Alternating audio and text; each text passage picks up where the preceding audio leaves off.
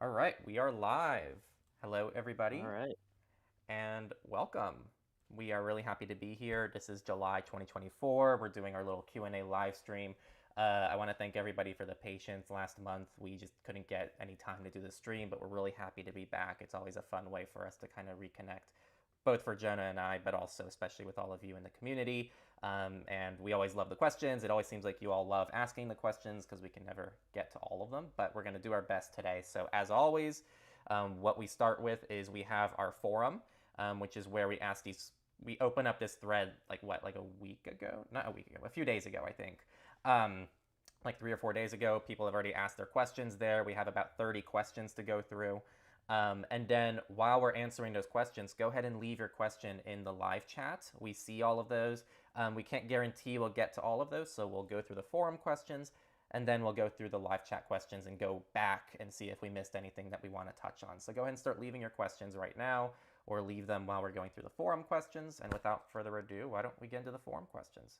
And I also want to thank Jonah for being All right. here, of course. Last live stream I didn't Yeah. have you and it was a little lonely, so it's nice to have you back. Oh, yeah. How did that go? Mostly it fine. it was fun. It was just a lot of talking. Like the gaps Yeah. where I'm not talking actually make a big difference because then I can take a break. With when I do it, I have to do live stream water breaks where I go, okay, everyone water break for like 15 seconds, which isn't Live as streams alone natural. are tough. Yeah. What was that? I did a couple for privacy guys, like testing out live streams alone, and it's difficult to do. It's easier when you're talking to someone for I sure. agree. It's much easier, and I think it's more engaging too for people instead of just the same person. Yeah. Um, anyway, we actually talked before. I only read the first few of these questions, and so we're kind of answering and tackling these questions mostly fresh. Um, so I guess I'll ask you this one. How do you choose a Linux distro when you want to balance between security, gaming experience, and hardware support? They talk about their distro hopping, which they've done between Debian, Pop! OS, and LM, trying to balance all of these with an experience that's somewhat stable and won't crash. And they say that Fedora had a couple kernel updates that caused some crashes for them. So, yeah. Yeah, that is a good question.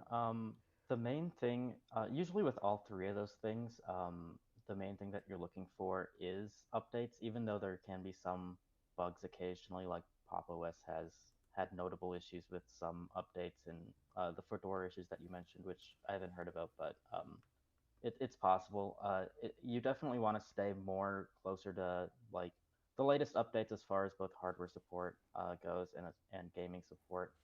Um, Really, it's just a matter of finding one that works for you, though. So if none of those work for you, I would just try a different one, or uh, try and figure out what issues you're having with like Fedora or whatever you chose. I don't know like what issues you were running into with those specifically that made you switch, but I think that pretty much any of those can be a good option. One thing I know people do with Fedora is they run like one version behind because technically the last two are supported. So like if Fedora 41 is out, for example, you run 40 until 42 comes out and then you run 41. So you can kind of lag behind like that if you don't want to be um, like exactly on the bleeding edge. But even the bleeding edge of Fedora is still like highly tested in most cases. So if you're on the latest releases, it's not a big deal for most people, I would say. Mm-hmm. Yeah, I guess I would also ask like what the full experience is with distros because if you're just getting started, like you've never used Linux before, I feel like it's more acceptable, and I kind of give a little bit more grace to like, yeah, just try everything, there's no risk. Keep Yeah. everything in your home folder, just move your home folder over between distros and just have fun. But I feel like if you're someone more established, you've tried Linux in the past, and you're actually trying to find something to really settle down with, um, every operating system's going to have issues. And so I think there was a little bit of like, you're going to have to just kind of tough out the problems with each distro because every distro is going to have some problems, whether it's Debian, Fedora, Pop! OS. Um, we won't get another Debian bashing clip this live stream. Absolutely. Yeah, I mean, just using Linux already puts you far ahead of everything else. If you're like talking about different distros and stuff, you're kind of just nitpicking at that point, slight improvements, but anything on Linux is going to be a huge improvement for you overall compared to like Windows, for example, in terms of privacy and that kind of thing and security. I think we can move on to the next question here. A couple of questions with this one from at Lemon Melon. I'll go for the first one here. They're looking at using Tailscale to access files remotely from a NAS and have two questions. Tailscale requires users to sign up using one of the following: Google, Microsoft, GitHub, Apple, or OIDC. For someone who doesn't have any of these or would not like to link their account with Tailscale, what's the most privacy-preserving option out of these? For example, GitHub allows signups with a simple login alias, so if I create a unique GitHub account and only use it for the purpose of being able to sign up for Tailscale, is there any privacy concern there? I have thoughts on this. Do you have any opinions on signing up? My initial thought is it does actually irritate me how Tailscale doesn't have a traditional, registration process, and it does require SSO. This is why I do have kind of backup accounts for a couple things. Personally, I'd be probably using GitHub. If like, so our Tailscale account's tied to our org, which is tied to YouTube. So that's a whole Google thing that we have just for like Techlore administrative stuff. But if it was my personal stuff, I'd probably do it through GitHub, or I'd argue maybe Apple's SSO probably isn't too bad either. But yeah, what do you think? Yeah, I use GitHub myself, and there is actually, like, even besides the privacy reasons, if you sign up for Tailscale with GitHub, you do get some benefits with your account, like more devices and that kind of thing, because they have a better plan for open source projects compared to their personal plans. So, just from that perspective, it might be worth using GitHub. Other than that, I think it's probably pretty similar. I would just use like whatever you already have, and if you don't have any of them, then I would probably go with GitHub. Nice. Yeah. Yeah, I think GitHub's probably the best middle ground there. I'd say GitHub or Apple if I had to pick between the two. Because I think Apple actually like automatically hides like your email and stuff, or you can configure it to do that when you're using the SSO. Ultimately, like from a security perspective, it doesn't matter too much because they're kind of unrelated, and like the only thing that the SSO provider is going to get is like the knowledge that you're using Tailscale, which is probably not like super sensitive information. If you're concerned about like account hijacking or that kind of thing, you can enable Tailnet lock, I think it's called, is the feature where you have to use an existing device to approve new devices. So like if somebody hacked your Google or Apple account, for example, they can't access your network if you have that feature enabled. So from a security perspective, I'd probably look into that, but from a privacy perspective, it's not a huge difference. Nice. And then their second question. Did you have something? No, go ahead. Okay. They said, I have an iVPN subscription. Is there a way to continue that on the NAS for NAS traffic, but still be able to use Tailscale for remote access? I think you've described Mullvad VPN working with Tailscale to do this. And you have experience with that, so that's probably a good question for you. I did that exact workflow, actually, iVPN with Tailscale. And the way to do it with Jonah's help, we figured out pretty much you're going to have to get iVPN running. Let's say you're connecting to a NAS, which was in our case, so we were using the NAS. You have Tailscale to connect to the NAS, and then you set up iVPN on the NAS, and you set that as your exit node. So essentially, you connect the Tailscale to your NAS, and then you go through your NAS as the exit node, and then that goes through iVPN. It was noticeably slower, though, I must say. It was the least reliable, the least stable, and also the least customizable because there's no native iVPN client for the NAS. So pretty much you're going to have to download an OpenVPN profile, and you can only use that server. And again, this is like one of my biggest criticisms of Synology, no WireGuard. So you can't even use WireGuard. You have to use OpenVPN. Yeah. So I would not recommend that workflow personally. Maybe a good middle ground is to have iVPN and Tailscale on each device, and then just use the VPN when you need to and use the NAS when you need to, or see if you can run them at the same time, which you might be able to do. That might be easier than trying to combine them all. Otherwise, honestly, I would just recommend Mullvad, because if you just get Mullvad, it's built into Tailscale, and you just set it as the exit node directly in there, and you won't even know that it's happening behind the scenes. That's why actually, if you saw my video, that's why I moved to Mullvad, because of Tailscale from iVPN, because it was kind of a weird workflow for me. I don't know if you've had experience with on your end with that. No, but I have been using Mullvad with Tailscale a bit more on some of my devices, and it is very convenient. That kind of leads into the second part of their second question. I guess there's a 2.5. They asked if someone is to buy a Mullvad VPN subscription with the intent of using it for Tailscale and for personal use. Is it possible with one subscription, or do you need the regular one and the Tailscale specific subscription? Both, can you purchase that with Arrow? Yeah. And yeah, it is separate. Yeah. And as far as I know, it's only credit card based Yep. updates. They only accept, that's the downside with going through Tailscale. I would argue going through Tailscale is less private because I do believe Tailscale has to get some insight into that transaction. And also, yeah, there's no Yeah. Monero, and it's totally different subscription. So it's really like, don't buy Mullvad through Tailscale just because. I think you have to already use Tailscale and you want to use a VPN for the Mullvad thing to make sense. Otherwise, just go directly through Mullvad. Um, Yeah. it's a bummer. I wish there was a way, but it seems like Mullvad didn't do it. I want to say for some like privacy concerns, like they didn't want to link things on their end to Tailscale users. Like there was no way on an infrastructure basis to do it, I think is what they said or something like that. But Yeah, I suppose. It's kind of a bummer you can't just like enter a Mullvad account number in Tailscale or something like that. But it is what it is. yeah, but good luck. You know, it's a really fun workflow to try to set up Tailscale with a VPN and get everything working. So good luck. And on my end, yeah, the Mullvad, the Tailscale integration was the best move for me, and it sounds like for Jonah too. So I saw a couple of people in chat saying the volume's kind of low. Is that an issue for anyone else? I'll turn it up. Thanks for looking. I think we're both a little low. Test, test. Okay, that should be a more normal volume. And then here, why don't you talk? Hopefully this is better for in the chat. I'll keep an eye on it over here. Go ahead. Can you talk again? Talking again. Okay. To test the volume. I think we should be better now. I bumped us up both like 10 decibels. So that's a lot of decibels. Okay. That is quite a few. Someone here, Steve, asked, should I answer this myself or do you want me to ask you? What do you prefer? I haven't read the question yet. Okay, well, I was too busy looking at it. You read it first. I'll go ahead. So Steve asks, you frequently discuss using VoIP phone services. Also, we got this cool new feature on our forum where we have acronyms, so you can hover over them and then it translates. Pretty cool. Good job, Jonah. But pretty much, how do we use my sudo? How do we use VoIP services in our lives? Multiple numbers for different personas, etc. Especially with numbers are tough because it's so hard to get them and they're expensive.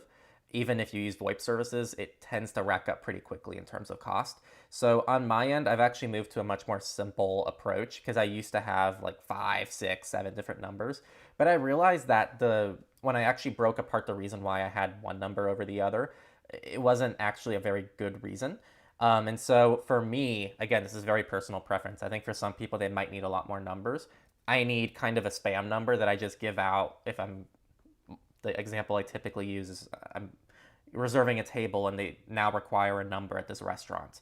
It's my spam number. I don't really care. And that's what I use my sudo for. And then I also have a couple other VoIP numbers that I use that are more permanent. So one is my actual number that I use for people to talk with, like people I know.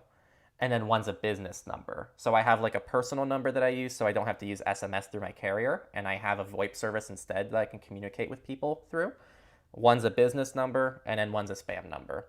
And then I just use like Signal and all these other messengers for just direct communication with people. That's all I have at this point. And it takes care of every use case I have in my life. I don't know if your workflow is different. No, I think we have pretty much the exact same workflow because I have a personal business and spam number myself. It is annoying. In terms of like privacy, I've pretty much just accepted that I'm not going to use most services that ask for a number in the first place. So it's kind of like limited what I sign up for, but that's been my personal solution is just kind of avoiding that entirely, for better or for worse. And that's kind of the best thing you can do because a lot of services that require a number won't accept VoIP anyway. So I do think that just trying to avoid those services in the first place really is the best move. But that's where you have your personal / well, I will say there is one other number I have set up, which is like kind of an account number. So I don't know why, but I feel like Google Voice numbers have been more accepted for accounts recently, like the last year or two. Because I feel like there was a time period where no service accepted Google Voice numbers, but I've been having a lot of luck with the Google Voice number. And it might be because I ported it from an actual physical number. I think that is the case.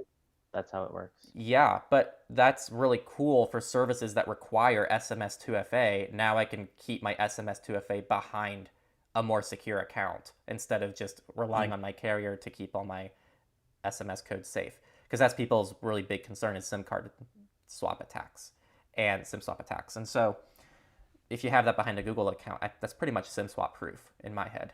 I don't know how they'd be able to do that unless they broke into your Google account. So that's kind of a fourth number I have access to if I need a phone number for an account. But I'm with Jonah. You just don't open those accounts at all costs unless it's like a bank.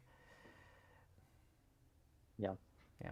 Sorry, I beat that one a little too much. Next question is from Noble6 on the forum. What do you think is holding back mainstream users the most from adopting even the most basic privacy protecting services like Proton Mail? I have thoughts. Do you?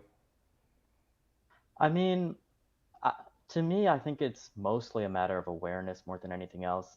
People sign up for privacy protecting services once they're aware of them and the benefits. I mean, Proton, for example, is a big example of this because they have like what over 100 million users right now, and that's because like they've been so good at advertising what they do and that kind of thing. And they could definitely get out there more. Like I've never seen any um, like even traditional advertising from Proton, for example, compared to like DuckDuckGo, which has like billboards all over the place and that kind of stuff. But um, I think that's the main thing.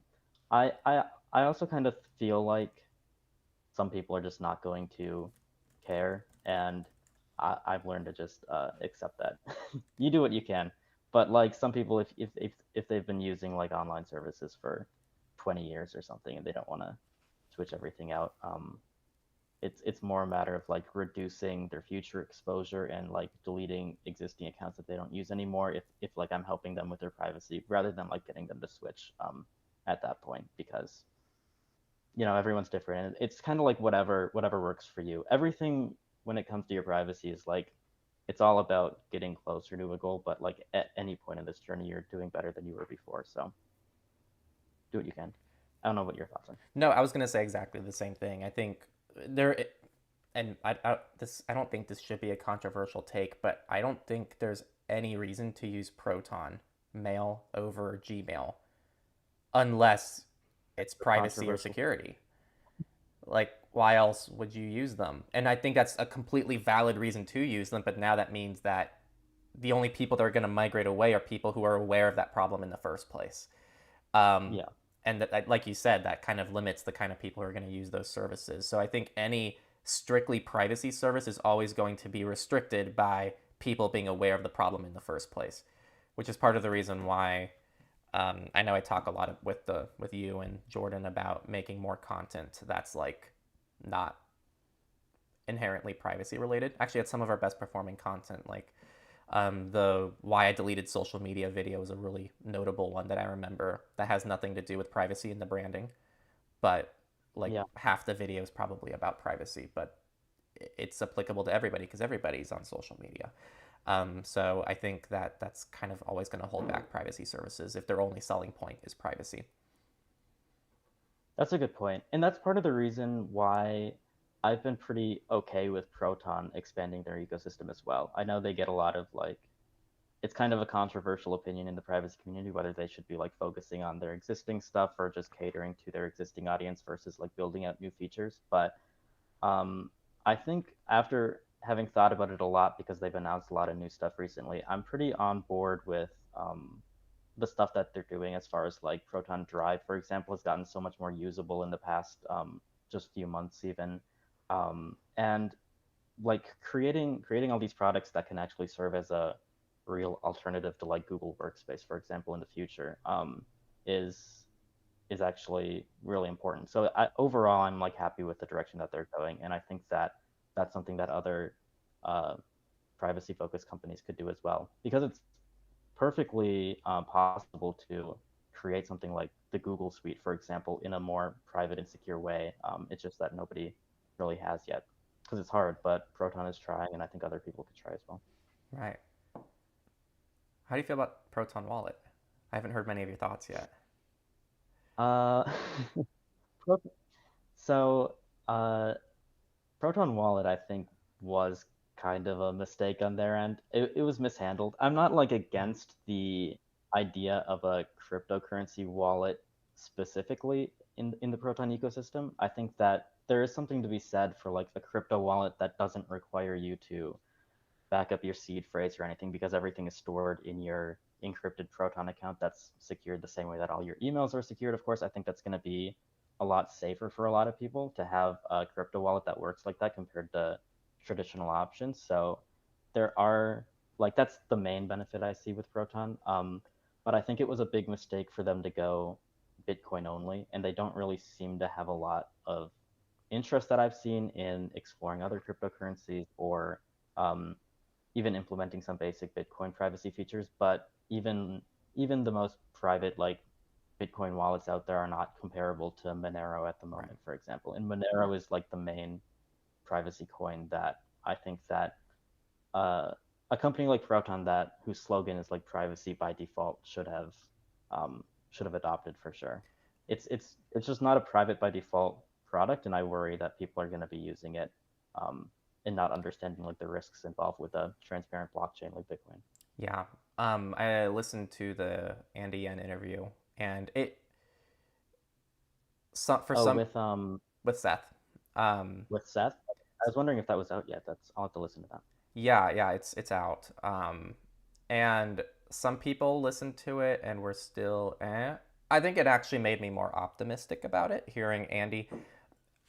I don't know why they release things in such a weird way, and then they always have to do this thing where they like, oh wait, we didn't realize our customers would react this way, and it's like, well, you released a Bitcoin only wallet without any privacy features, and your privacy, like, it's just kind of frustrating that that wasn't an obvious thing. Hearing Andy talk Yeah. about it, it made a more sense. I think, the analogy he says is, I think we talked about this on the phone. He's like, hey, like, if we wanted to make a private way to communicate, we wouldn't have made an email thing. We would have made Signal. We would have made another form of communication. But what we did is we took something that wasn't private, that was open to everybody, that was decentralized, that let anybody use it, and we tried to build on top of that and make it more private. He's saying Bitcoin isn't any different. I think there's a little bit of nuance there that I might disagree in some ways compared to email. But I think the Yeah. issue I have is he said that they do want to roll out privacy features, but a lot of the actual privacy features they want to roll out, he even said it's going to depend on these court cases. Mm. And he even kind of insinuated that the election can change what's going to happen with those court cases, which seems really weird to me because I don't think any presidential candidate's going to help with these court cases they have to deal with in terms of Bitcoin privacy. So it seems almost like I think that they might have made an awesome bet and it might pay off if they're able to start rolling out these mixing services in Bitcoin and all this cool stuff they want to do. But it's not even a guarantee. So it seems like a really risky product to release. So if they can't roll out privacy features, then I don't know what's going to happen from there. And Yeah. he specifically said the reason they're not doing Monero is because of just the amount of users.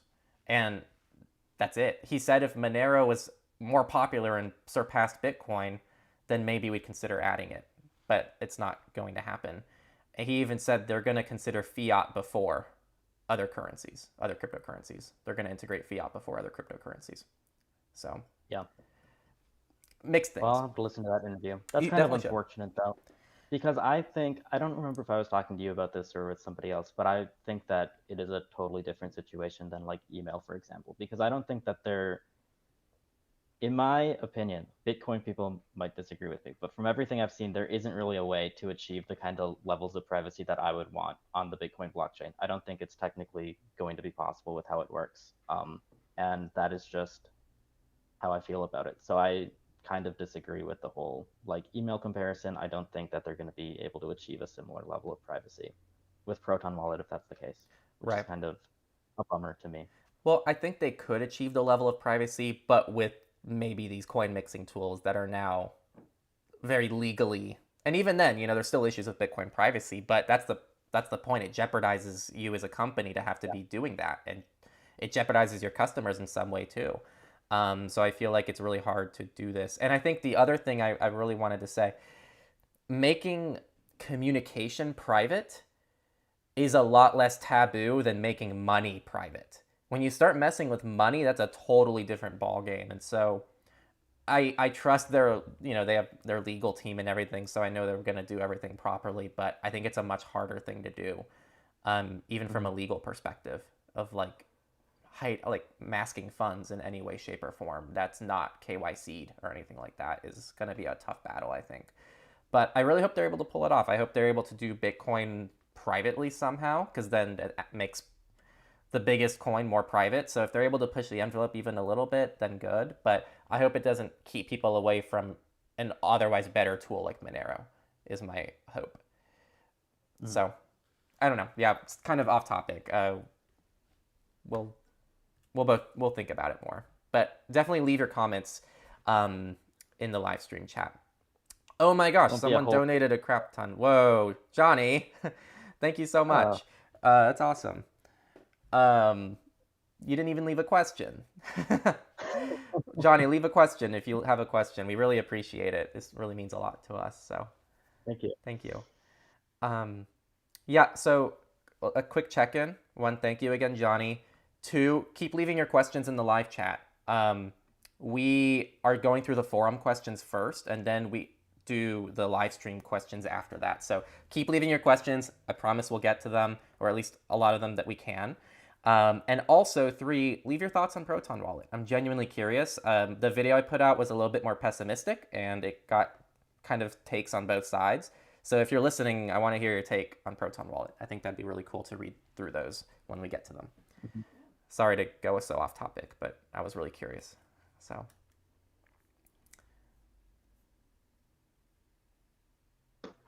Looks like our next question on the forum is from Unknown Ghost. Is it okay to tell people that browsers and VMs are, unless you're Edward Snowden, a perfect sandbox? Like, there have been vulnerabilities, but for most people, they don't matter, right? I mean, I don't know. I probably wouldn't say anything like that personally if it's going to create like a false sense of security.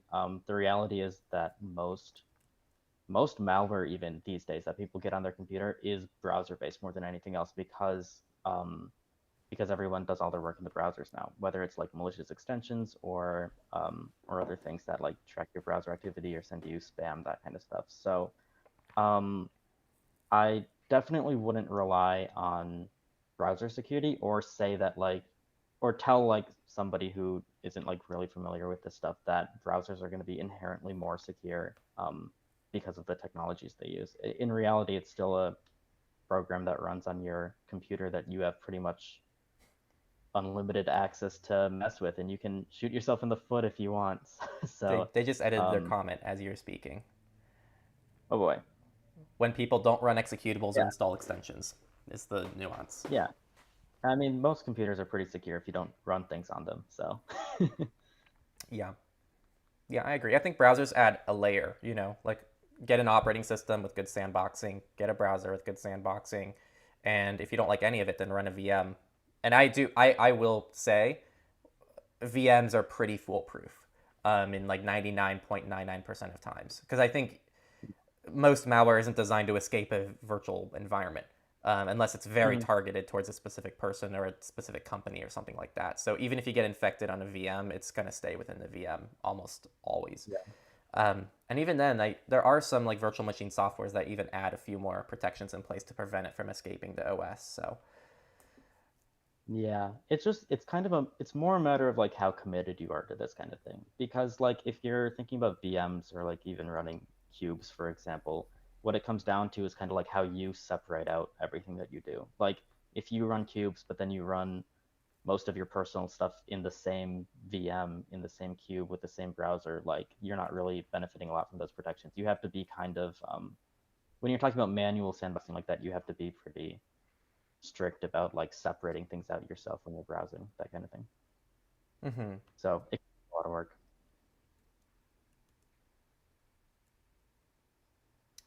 Okay, let me find the next question. How do we perform maintenance checks on our software and hardware? How do we make sure it's secure, still supported with updates, address any software or hardware that's no longer supported?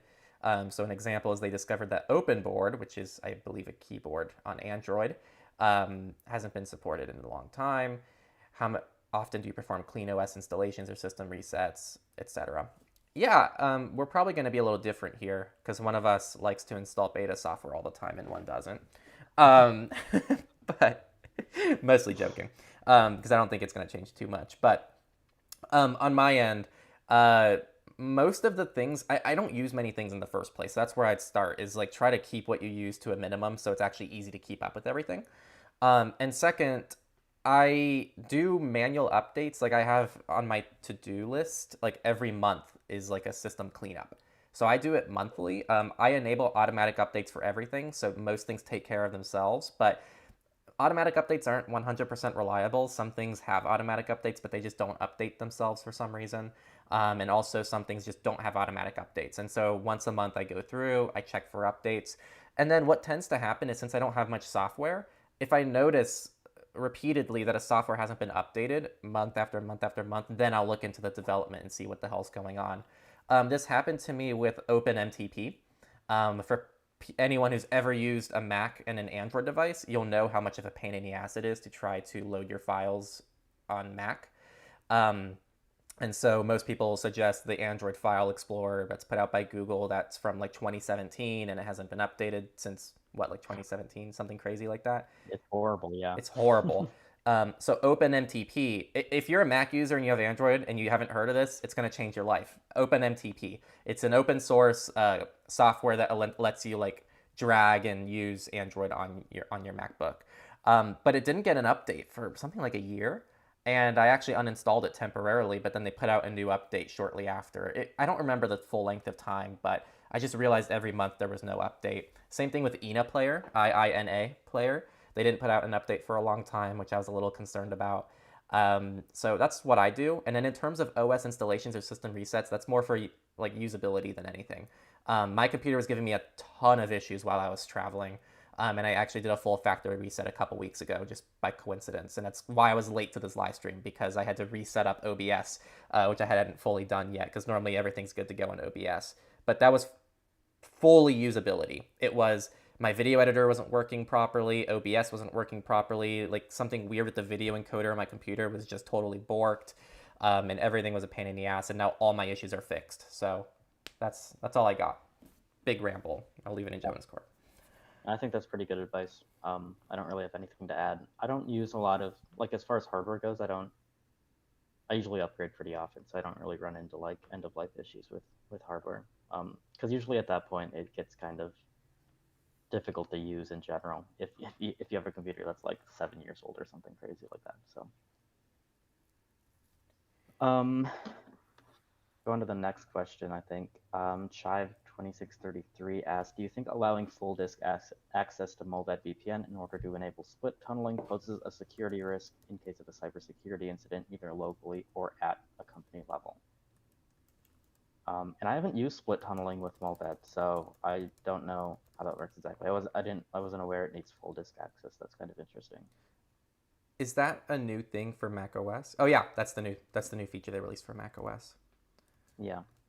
Which, by the way, I think is really cool. I don't know where I said this. I think I said this in surveillance report. Do you know of any other VPN that's ever released split tunneling on macOS? I feel like that's a big deal, because that's why Portmaster never was. I don't think they ever released Portmaster from macOS because of like the difficulty in like separating traffic per app. But then there are tools like Little Snitch and Lulu, so there has to be a way. Yeah, I'm not sure. It's not a feature that I've ever needed, so I haven't looked too much into it, to be honest. Okay.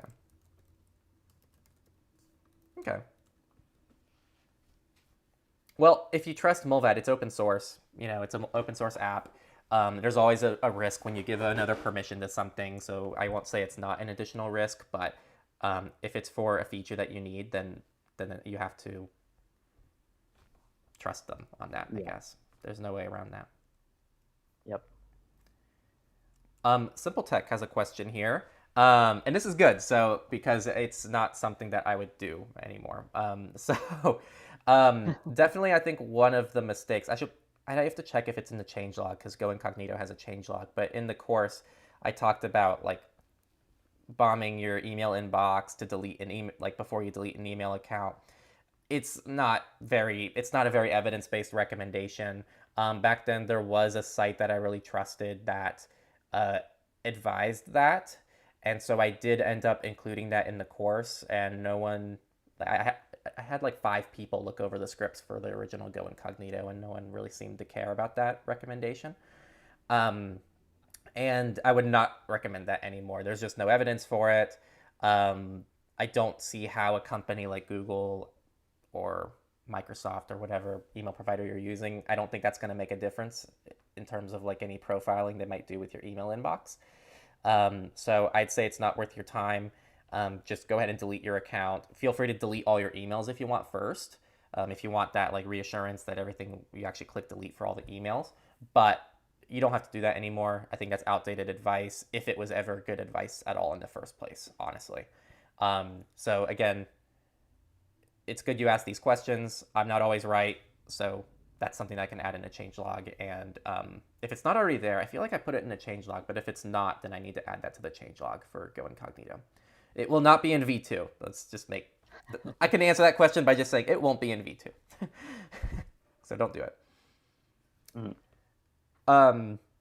Second question, with the logging of data on phones in particular that's sent back, if you block that, is it likely that the next time the phone is able to connect back home, does it send all that data, or is it incremental since the last time? That's a good question. I'm not really qualified to answer that. I don't know. I think that I would guess that that's... Yeah, I don't really know, actually. I don't know if you have any insight into this. I mean, it really depends on the feature on your phone that's collecting that data. Like if it's like Google Maps tracking your location in the background in order to provide the map of where you've been, it's possible like something like that would do it. It seems pretty unlikely to me as far as like just analytics goes that the phone would like collect it for a period of time and then send it all at once. It's usually just like live stuff, but it's definitely possible that it could happen. I would definitely look into like avoiding those features entirely on your phone if possible. But there's so much stuff that runs in the background of these devices that it's difficult to say for sure what's going on really. Yeah. I mean, it would be interesting too if that was what was happening. Like if they did, just keep the data local until they could finally send it out. Then I'm wondering if, like, let's say you did keep it permanently blocked for days and days and weeks, like, is that what the system partition is? Like that freaking system partition, you never know what the hell it is. I don't think that's what it is for the record, but it's just a thought. Yeah. I lost. Oh, here we are. We'll move on to the next question. Next question here from Carrie Dares. Is Facebook end-to-end encryption safe, or is it just a hoax? If you use random MAC addresses, can someone still track The second two questions there's not enough info for us, so we can just tackle the first one, I think. And context, They actually left their comment in their own thread, and someone asked them to expand, and they didn't. And so I just moved over their post into this Q&A thread. So we can just tackle the first one. Yeah, Facebook end-to-end encryption. It should, in theory, work to like protect the content of your messages. I think that like the protocol that they're using, it's built based on what Signal uses. It's pretty strong. The main issue with Facebook and most other encrypted messengers, like WhatsApp, is that pretty much all the metadata about your conversations is not encrypted. So Facebook can still see like who you're chatting with, when you're chatting with them, all that sort of stuff. And that is, in most cases, most of the information that like people are concerned about in the first place, more than like the content of their messages. So I wouldn't rely on it or call it safe, because from a privacy perspective, that metadata alone tells Facebook more than enough information than they need to like track you and that kind of stuff, which is probably why they added end-to-end encryption in the first place.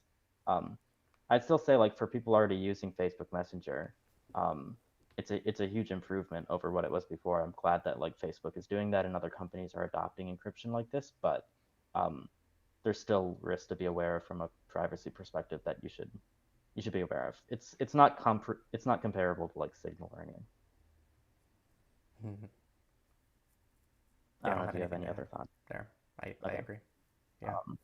As far as the random MAC addresses go, I have something to add about the second question. I don't know if you saw, but macOS is adding uh, private MAC addresses to the next version as Oh, well, that's really like what cool. they have. So I just noticed that on the beta actually. It's Oh, a that's new really feature. cool. So Good stuff. Didn't they introduce that feature but then remove it back in the day, and now they're rolling it out again? I don't remember if they did on macOS. It's been on iOS for a really long time. I don't know why it's Hey, taken them so long, we but should it's look into cool. that. I'm like 90% sure that they actually did roll it out for macOS and then they had to remove it for some weird reason. Interesting. But we can look at that after. um, All right. I'm gonna leave you to this next question. I'm gonna turn off my camera for a sec. I have to find a charger because I guess the battery oh, on my you're good. laptop is a lot worse than it used to be. Betas, man. Well, my battery health is like it's under 80% now. It's really getting bad, so I might have Whoa. to replace it. Yeah, you're good. Yeah. Um, All right. So the next question is from Backfield, who's a regular on our forum, and we love the regulars. Pretty much, this is a great question. It's something I'm thinking about, and it's something I'm a little bit cautious of now because I'm all in on simple login and Proton Pass. Um, Lock-in risk. If something happens, what if you get downgraded? Now you're stuck with a subscription. If you create hundreds of email aliases but decide to downgrade to a free plan, now you have to change those aliases to something else. And it's the same issue if you're using any other aliasing service. If you disable the service and you have to go in and change everything manually. So what to do about this, I don't really know. I'm actually really curious for Jonah's thoughts on it because on my end, I don't have any reason to think that Proton is going to do something that's going to make me like stop using the email aliases. But that's right now, and things can change. And there is this big trust that I'm putting in this company. And if they really screw up, then it can be really bad. What I keep going back to in my head is I have a password manager. I have a list of all of my accounts. I can always just go in and change them, and it would be a pain in the ass, and I don't want to do it. I don't even want to think about it. But it's a problem. So one way around this, possibly, and I don't know if this would work. So question for Jonah. If you have a custom domain and you're using a custom domain with these aliasing services, my guess is then you have a little bit more control over your aliases and you might not even need to like move anything over. Like you could remove it from the service and then set up a catch-all and then you can still receive all the emails to your domain. So I think if you're someone who's really concerned about this, get a domain, use your domain for everything, but then you don't have as much privacy protection because it's all tied to the same domain for all your aliases. So you might have different aliases, but it's all going to be part of the same domain. But I'd say you still get spam protection in general, because you can still disable the alias. You still separate things per account. It's not going to use the same email. But yeah, it's not going to be as well thought out. Like, let's say I host a service and someone has a domain that's at bob.com. If they say, let's say my service is called melon.com. If they have their email melon@bob.com, and that's the aliasing technique that they use for my service, then I can probably guess what their email is going to be for Netflix. No? So those are kind of my thoughts. But I think if you're someone really concerned about this, I'd be exploring a custom domain if you really want ownership over your aliases, because it is something I'm a little bit concerned about myself too. But I'd be really curious for Jonah's takes here. Yeah, I'm back now. I think I got the last half of that question. I agree that the custom domain is the main way to like protect yourself against lock-in. There's the catch-all, like you said. There's also at least simple login lets you export a list of all your aliases, so you can import it into another service if you use a custom domain. But with the simple login hosted domains, it is an issue, and you just kind of have to pick one and commit to it at the end of the day. And I think that simple login is going to be around for in the long run pretty much forever, because I don't see any reason why it wouldn't. So I don't think it's a huge risk, but for me, I use simple login aliases for like unimportant accounts, because there is like a privacy risk of using the same custom domain with all these websites. But for everything else, I do use a custom domain with simple login, and I just generate generate a custom alias for each service, so I can like control the incoming email, prevent spam, that kind of thing. But I do use a custom domain to avoid this issue because it is a problem. Right. Yeah, it's something good to think about. It's good that you're asking that question. Are you able to raise your audio at all? Because Am I able to raise my audio? yeah, but your audio is maxed out on my end, actually. Crazy. Let me look.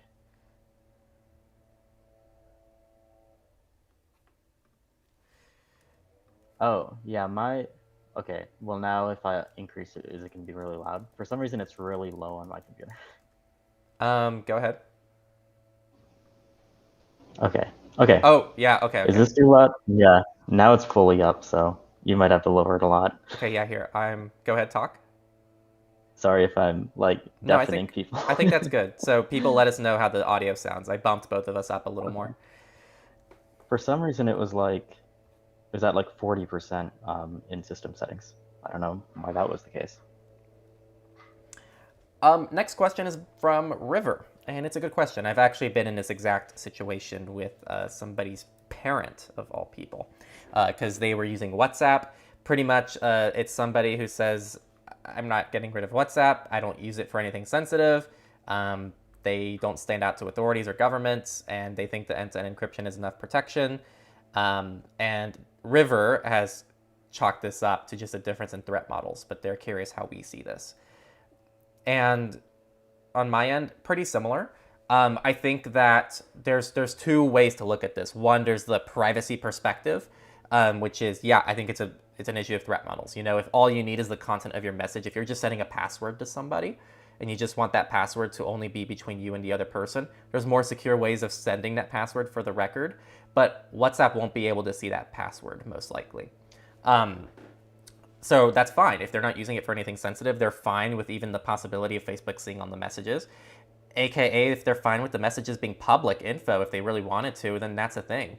That's kind of how I use Telegram, because I have to use Telegram now for some of my work at Cake, because everyone in cryptocurrency loves Telegram for some reason. And I just assume everything on Telegram is public. That's how I use it. And I'm fine with that. As long as you have that in the back of your head and you're not putting anything sensitive through it, then you're good. I think the other part of this thing, though, that I would really challenge people on is, especially with Facebook, the ethics. It's not just about privacy. It's about the ethics of using a Facebook product. And like feeding into Facebook's surveillance and feeding into what they're doing to people and influencing people. So I think it goes beyond privacy in terms of the ethical side of things. I think we need to kind of leave the privacy bubble a little bit when it comes to like the ethics behind some services. That's all I got. Absolutely. Yeah, I don't really have anything else. It's kind of a similar situation to like that Facebook end-to-end encryption question earlier.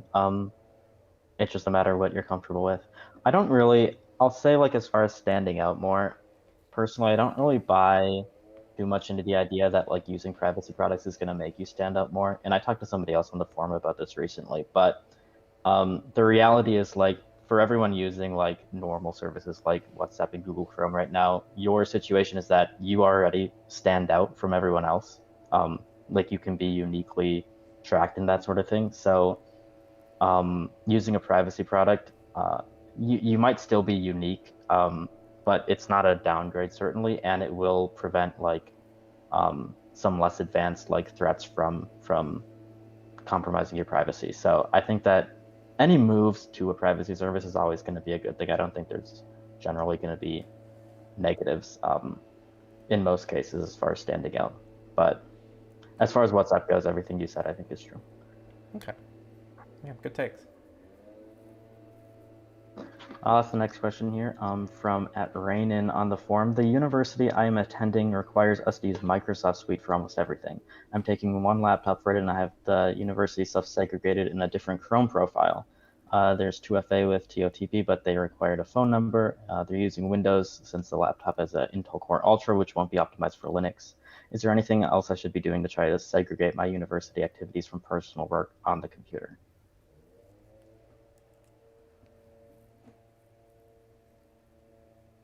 I mean, I think that's if you can keep all of your university stuff in the browser, I think you're pretty well protected. Like, I know when I was going to the university here, it was very big into Google Suite, and I downloaded Google Chrome on my computer, and I use Google Chrome for just university stuff. But then I exited out of Google Chrome entirely. I didn't run it like in the background. You can uncheck that option and used a different browser for everything else, and that was fine with me. So if you can separate it like that, I think you're probably fine. Yeah. I don't know if you have something else to add. No, I go back to how I break down like separation and segregation of software. I think browsers, well, browser profile is the first one, so you can use the same browser but different profiles, and then a little bit more intense is going to be different browsers, and then different operating systems if you're dual booting or using virtual machines, and then different computers altogether.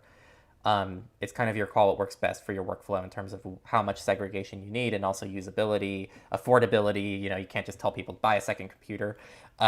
So I think that as long as you have a strategy and you stick to it and it works with your usability, I think you're doing pretty well. And I'm still playing with different things too. Before my computer reset that I talked about earlier, which I did a couple weeks ago, I was using more different browsers. So some things I had in one browser and a different browser, and I had like 4 or 5 different browsers on my machine because of this. And now I'm going back to trying Brave profiles again a little bit more. So now I'm trying to keep everything within Brave. So I have Mullvad set as my default browser. So just links and stuff open in Mullvad, so it's disposable. But then my accounts and like things I need to do are in Brave in like 3 or 4 different profiles. It's a little messy, but I'm still figuring out the kinks. So we'll see how that goes. How can a freelancer or small business owner reach out to new clients or advertise their business to people while being private? Is using Instagram or Facebook necessary to reach out? I think when you're a business owner, you can try to maintain your own personal privacy independent of the business. That's kind of what you have to try to do when you do this kind of stuff. The business is its own entity, and then there's you, who's your own entity. And so you can try to make your business as private as possible or make it as public as possible. But behind the scenes, you can keep yourself somewhat private. So that's what I'd say. I mean, yeah, I don't have too much more to add to that. And then in terms of Instagram and Facebook, it depends on your business. It depends on the customers you need. I can't really answer. That's more of a business question than a privacy question, actually, if you need Facebook and Instagram. But I'd say no. I can't think of a single business that depends on Facebook and Instagram to be successful, personally, except Facebook. But, yeah. All right. At username 2 on the forum asked, I wanted to get your opinion on VTubers and the use of avatars to maintain more privacy compared to traditional streamers or YouTubers. If that had been an established trend when you started Techlore, would you have considered using an avatar instead of showing your real face? That's a good question for you. Yeah.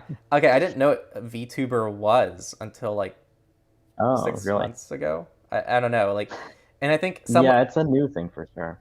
Yeah, I think new trend. You sent me a video. I think someone in the Techlore chat sent a video of someone with like this like animated thing talking, and I'm like, what the hell is this? I don't think that was me. Okay. I don't remember that. Then it might have been, I don't know what it was, but that's how I learned about it. I asked like, what the hell is this? Really? Like what is going on? Why is there this?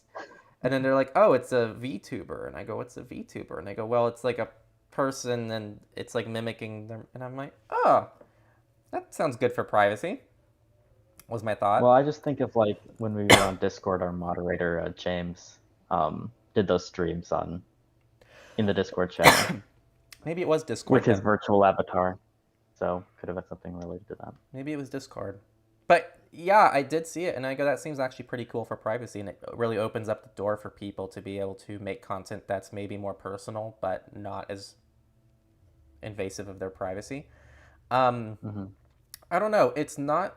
I will say VTubers seem more like a streaming alternative than a video alternative. Like, I don't know how I would replicate, like, sitting in front of a camera and, like, talking as a person to the camera as a VTuber. But if it's, like, in front of a computer and just, like, showing something on the screen while I'm talking, I think that's what a VTuber would do well to replace. At least that's all I've seen, unless there's these, like, crazy sophisticated VTubers that do it. Like, a full, like, set. Like, are there? No, I think it's mostly streaming optimized. Like, you could do it for content like what we're doing now, for example, it'd be fine, but... Got it.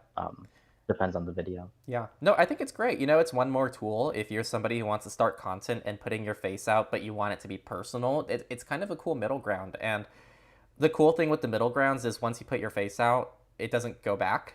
It's out. It's public.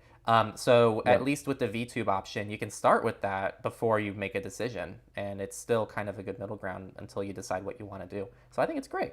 Um, but it definitely was weird. I mean, the first time I saw it, I was like, "What is this?" I had no idea. But now I'm used to it. Now it's like, okay, I get it now. Um, I felt a little bit old when I saw it because I'm like, New things. yeah, Yeah, no, I agree. I feel like it's a lot better than just doing like a faceless video of just reading like and showing your screen or something without any um without showing your face or any kind of interaction. I think it's good for people who are watching video just from a content creation perspective to have like something to watch, like the person talking, rather than just looking at the screen and hearing your voice. So um, it's definitely a cool option. right. And a user here said, "I've seen a VTuber do a headphone review on YouTube, and it worked pretty well. They didn't mind it." So I feel like you can push the boundaries pretty hardcore on what's possible with a VTuber. Yeah. Also, another shout out to JohnnyO for the massive tip. It means a lot to us. Um, yeah, so I guess it's possible. I think you can really push the boundaries on that. Maybe this is like the beginning, the infancy of the VTuber craze. More coming Yeah. soon. Um, Actually, I think one cool thing about VTubing that I just considered, it's like a user thing. I hate, so I was in Europe for most of the last month or two, and finding places to record, tough. Mm-hmm. And when you're VTubing, you don't really have to worry about that. You can kind of record anywhere, and it's the same experience. Your people don't know, so Yeah. that's a pretty cool side effect from like a content creator perspective that you can have that kind of flexibility. Absolutely. It also makes content creation more accessible, I think. I only know of one VTuber who I read about recently, like a few weeks ago. I think her name is Iron Mouse. And if I remember correctly, she has like some health conditions or something, and she's like bedridden, but she's able to make this content from bed basically, without having to like get up and do things. That's cool. That's really And cool. like totally normal streaming content that she's super popular. So it makes content creation more accessible like that, which is awesome. That's really cool. Next question is from an entrepreneur who recently got into the privacy world. They're passionate about the space and they want to build a product. They want to ask both of us what is something that we think is broken or that needs some gaps, and any advice where they can find those gaps or insights. And they love the content. So thank you for the kind words. And that's a good question. This is one of the questions I wish that we might have read yesterday, Something to think about. to think over a little bit more. But I mean, it's things I think about too, because I don't really want right now to make a service or product, but it's something that Mm-hmm. crosses my mind sometimes, but then I can't really think much of what I would do. So I don't know. Do you have any initial ideas or things that you think are missing? I mean, the biggest things that like bother me in this space is usually like web browsers and messengers, which are obviously like huge tasks to take on. So I don't know if that's a super simple product, but like I would love to see some company try and do like what Mozilla was originally trying to do before they branched out into all this other stuff, for example. But that's that might be a pipe dream of mine. I don't know how realistic that is. Yeah, I mean, building a whole new browser engine is something that's just a massive Yeah. investment, not just in money, but like people. Like you just need a ton of people working on it. Um, Mm-hmm. yeah, that's a tough one. Hmm. I do think, and again, these are all very ambitious things, but I feel like more usable Linux hardware and software is still there's still so much room to go. I feel, especially with Yeah. like the professional software that exists on those things, and it's not inherently privacy um, related, if anything. But it just sucks to only have two options for pretty much across the board, right? Desktop and mobile operating systems, you have two options. So I think, phones, mobile operating system would be really awesome to see any kind of compelling third operating system option. Um, But that's super Yeah. ambitious, and that I just don't even think that's like ultra realistic to pursue. And I just want a small phone, actually. That's really all I want. I mean, on the desktop side of things, it would be nice if there were more, even just like hardware options. There are very few like laptop manufacturers, for example, that like sell Linux pre-installed on laptops. I think the reality of like Linux on the desktop is that most people aren't using Windows because it's like best for them. People are using Windows because it's already there. And if there were like Linux products on store shelves, I think that they would be more popular, but they just aren't right now. You can't. I mean, it's obviously a huge task, but getting like I think a lot of the products in this space, like Linux, for example, are already pretty good for a lot of people, especially if you consider like so many people are buying Chromebooks these days. Linux is going to do absolutely everything a Chromebook can do and more. So it's a viable option for a lot of people, but um, it's not in front of them. And getting that kind of product out there, I think you could do that with a lot of different things, not just Linux, but like any existing privacy product. If you can make a product that gets it in front of more people, I think that would be really good. Mm-hmm. Yeah, I think also the big thing that's missing is a phone aliasing. It's just not fantastic right now. I mean, the reason why we said earlier we just don't do we restrict our phone aliases to just a few things at this point is because it's such a pain in the ass to do the alternative. But I think theoretically, phone aliasing could be done very similarly to how email aliasing is done. Theoretically, that would require a hell of amount of numbers, and I like numbers have a lot of restrictions that email doesn't have, but I still feel like there's a lot of room that to grow in the number space to make it more usable for people in the privacy space, especially with account creation. Like people should be able to create accounts with a phone number that's not tied to their cell carrier, I think, and that's not really possible right now. There are just like some inherent limits on like how many numbers there can be in existence. It would be really nice if websites like had the option to let you enter a phone extension with your phone number, because an aliasing service could theoretically provide like just a handful of numbers and then have like unique extensions on each line for each alias or user. Could be like an option that they could do, but most websites I don't think would accept that for validation. So yeah, some flaws with phone numbers inherently that are hard to work around. right. I'll move on to the next question, I think. Yeah. At GabG asks, aside from the more well-known self-hosted applications like Nextcloud, is there some more niche self-hosted software that you feel needs more publicity? What do you host on your NAS currently? Very many things or no? I don't host any like third-party stuff on it. I just use Synology's suite on the NAS, and I guess technically Tailscale, but that doesn't really count. Right. But yeah, self-hosting is not something I love to do if I can avoid it, because I just can't guarantee uptime. So yeah, it's a challenge for a lot of people. It's not. I like to see services like Proton come out where like things are secure but hosted by them more than like self-hosted products personally. The things that I self-host are mostly like media related, like Plex and that kind of stuff. But I'm mostly using encrypted cloud services these days personally. nice. Yeah, I don't feel like, I mean, I'm not against self-hosting.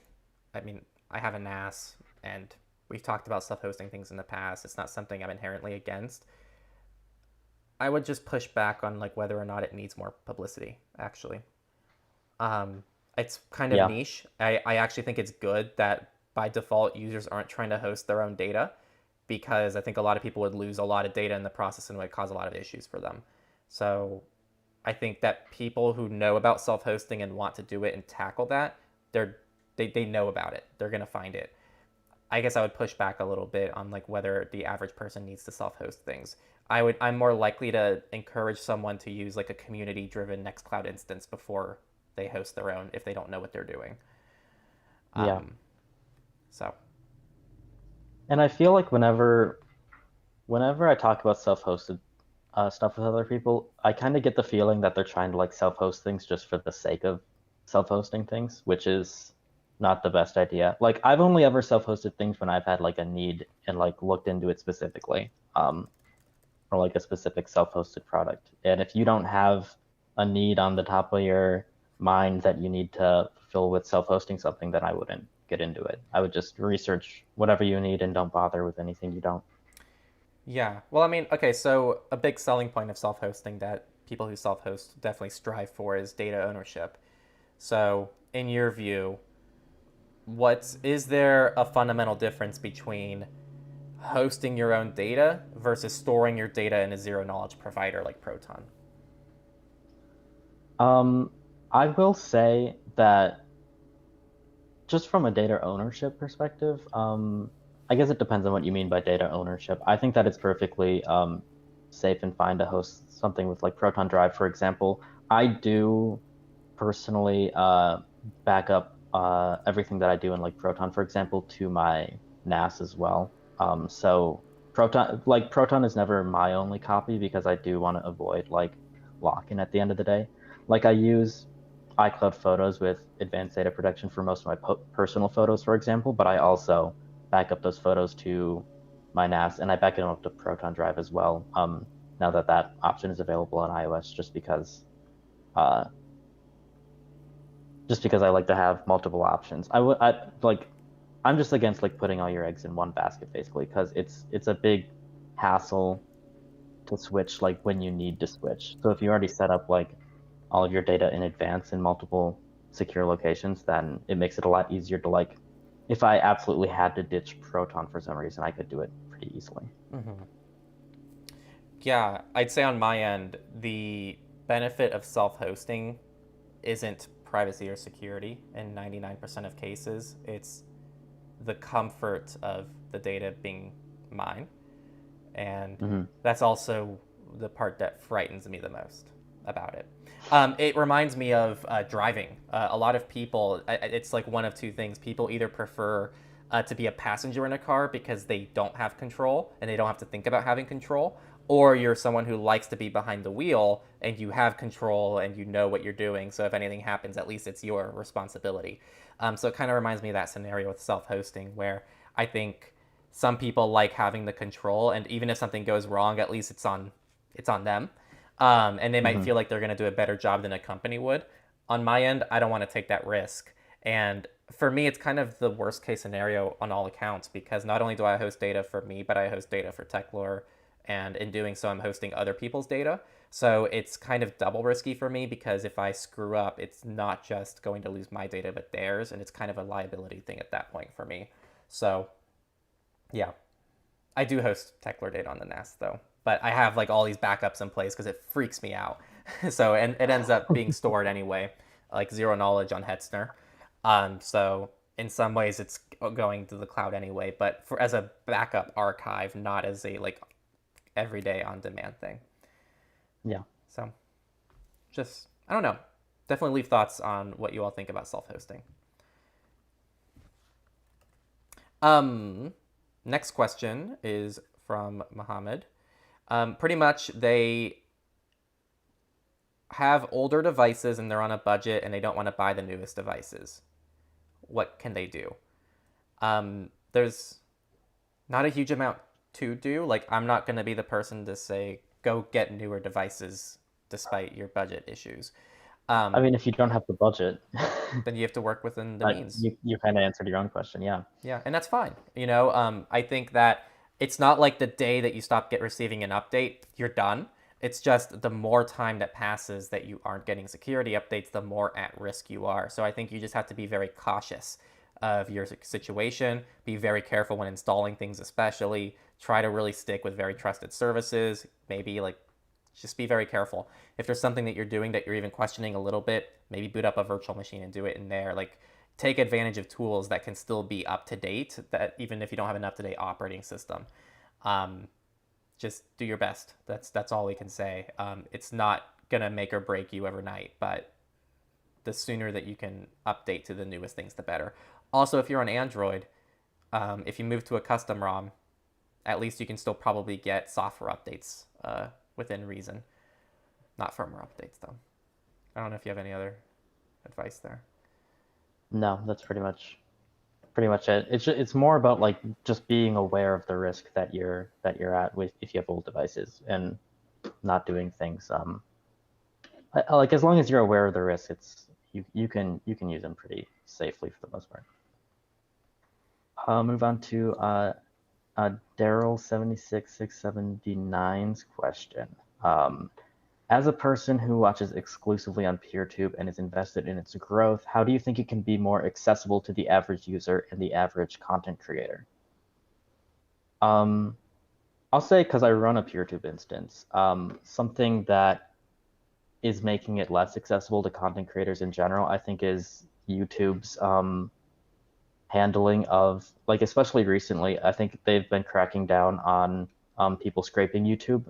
So like as far as mirroring goes, it's very difficult to do that on PeerTube now automatically, and that's because like Google is cracking down on ad blockers and stuff right now. So there is a lot of like vendor lock-in in the content creator ecosystem on Google's side that prevents other things like PeerTube from taking off. I think that's a big issue for sure. Just to cut in, because I don't think people know, PeerTube for the longest time didn't have an automatic way for creators like us to post our content there. Like even a few years ago, I had to copy a YouTube link, go into PeerTube, paste the link, wait for the video to import, like finalize the details, and then click publish.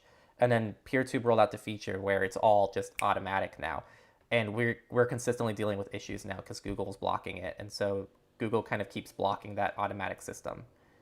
And it hadn't really been an issue, but I've seen a lot of reports in the PeerTube community from the beginning of this month. It seems like around the 7th, I want to say, Google like changed something with their IP blocking, and they started blocking a lot more different areas, which has been unfortunate for a lot of PeerTube users. Yeah, I just wanted to give a little more context on the creator side of things. I didn't mean to cut you off. Yeah, I mean, and you could probably speak more about this, but also from the creator side of things, like being a content creator and creating like a lot of YouTube videos on a regular basis is a full-time job, and it's very difficult to sustain that on other platforms. There's no like monetization options on PeerTube, so there's really just not going to be a lot of content out there unless people like put it out there for free because they're already on YouTube, like we do, for example, or like there's very few PeerTube exclusive channels, or like and any that are like pretty hobbyist type quality videos. They're not like the kind of channels that you see on YouTube. Right. Yeah, no, I definitely agree. I think that what people need to consider, like, you know, these streams, we just record them and we're done, and it's what, an hour, 2 hours, and that's it. But like an average Techlore video, to edit them, it's 8, 12 hours. Like it's you know, it's our jobs. Like this is something that we do, and that's not exclusive to us. That's most other creators that you're watching. And it's a huge time commitment, and they wouldn't be doing that if they weren't making any money from it, for better or for worse. And it's not even because they're money driven, it's just because you need money to eat. And PeerTube doesn't have a monetization model. And I think worse yet, there's just no audience on PeerTube. You know, on a video that gets, you know, 50,000 views for us on YouTube, we might see 500 on PeerTube.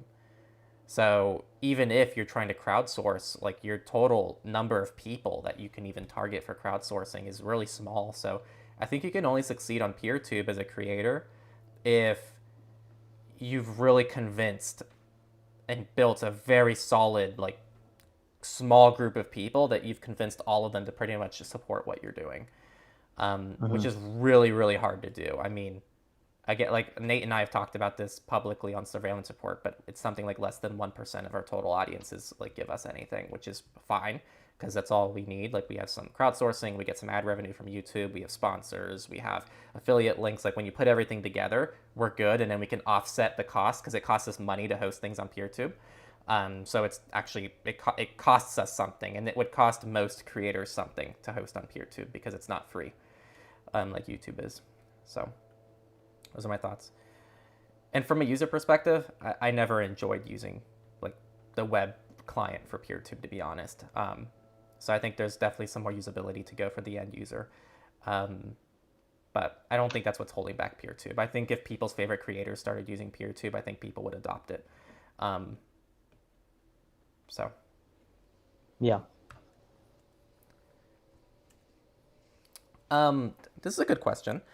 Despite having multiple recommendations for messengers, you almost exclusively recommend Signal. Given Signal's recent behavior and the concern of over relying on a service, do you plan to mention your other recommendations a little more often? It really depends. I mean, you have to remember Signal is not only the most popular and almost unarguably with those options you listed the most accessible. Um, it's also just what makes the most sense for most people that watch our channel. You know, we're trying to just target people, and it's not good on our ends if we say, hey, someone who's new to privacy has never heard of it before, check out Briar. It's the most anonymous XYZ. It's going to be great. And then they try it out and they go, oh, it's not even on my phone because it's Android only. You know, so very basic things like this, I think, are going to really turn people away. So we try to be careful about not recommending things that are too extreme for people that it's just hard to please everybody, because we always think about the target demographic of each video. And there's always okay, someone's new to privacy and they stumbled on this video demographic, which actually ideally is the biggest demographic if we're doing our job properly, which is targeting people who don't know about privacy and getting them involved. So that's why Signal is so powerful. I think it's the most accessible and has the best balance of usability with security and privacy of all the options that you listed there. And I just don't know what's going to beat that anytime soon. With that said, I think you watched the video too, so I don't know if you agree or disagree with it. You never gave me your thoughts on Signal on the video, so I don't know what you thought about it. But I think we should be watching Signal closely. They are filling this very important void, but they can really misuse that power if they wanted to, I think, and do some really crappy things that would not benefit the community, and we just have to be careful to hold them accountable for things like that, I think, even though I love what they're doing overall.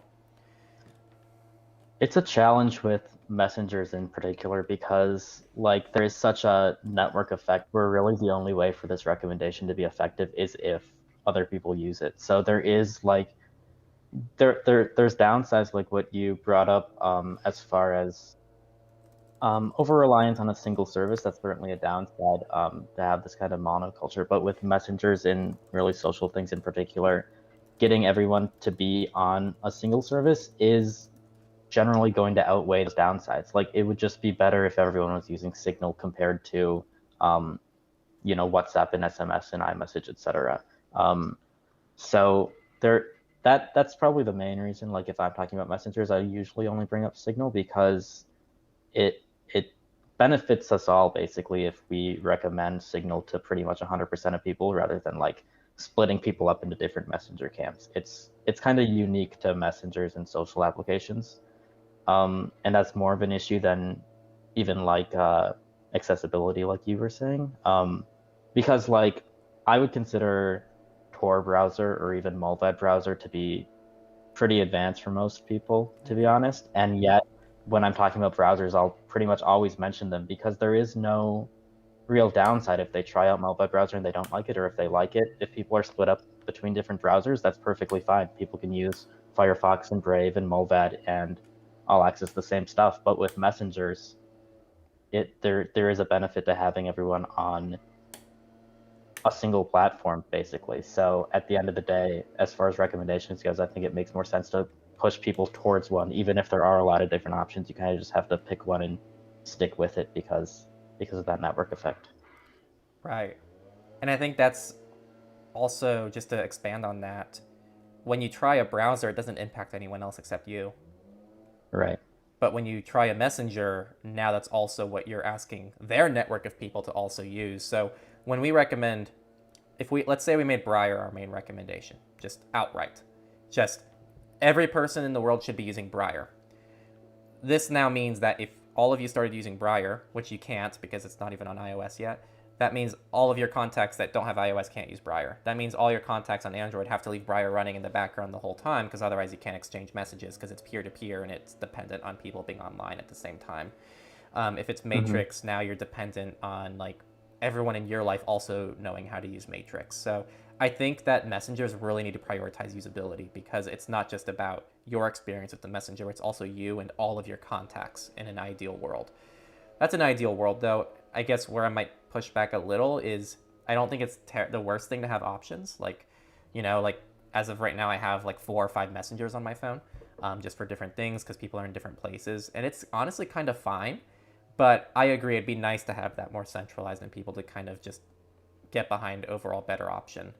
Because all the messengers on my phone right now, it'd be better, more private, and more secure if they all just migrated to Signal relative to the other ones I'm using right now. So pretty much. I guess that's kind of the main point I was thinking. It's like people, I've definitely seen people like comments on the forum or on YouTube where people ask why we recommend Signal so much more than everything else. But I think it's important to remember that like the recommendations, like a recommendation for Signal, isn't really pitting it up against something like Session or Matrix. It's pitting it up against all of the other messengers out there that are out there that everyone is using. You gotta, I mean, we gotta make a recommendation that's gonna be good against like WhatsApp and iMessage and SMS, that kind of thing. So, you know, if you really like Session or whatever, I wouldn't take it too personally that we recommend Signal. It's because we're not really trying to convince Session people to switch to Signal. We're trying to convince WhatsApp people to switch to Signal for the most part. Exactly. Really good way of putting it. It was really funny. There is a funny comment here. I actually left a message here from Ken. They said, we will see a Proton Fitness app before we see a Linux client for Proton Drive. I just thought that was funny.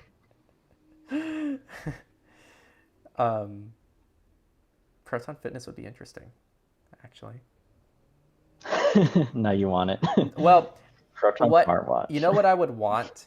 It has nothing to do with okay, I would want it to be privacy respecting, but I'm so sick and tired of tech companies releasing fitness products because they're so clearly designed by just software engineers who their exercise is like their Peloton, and it's not made for actual like athletes, and I'm so tired of it.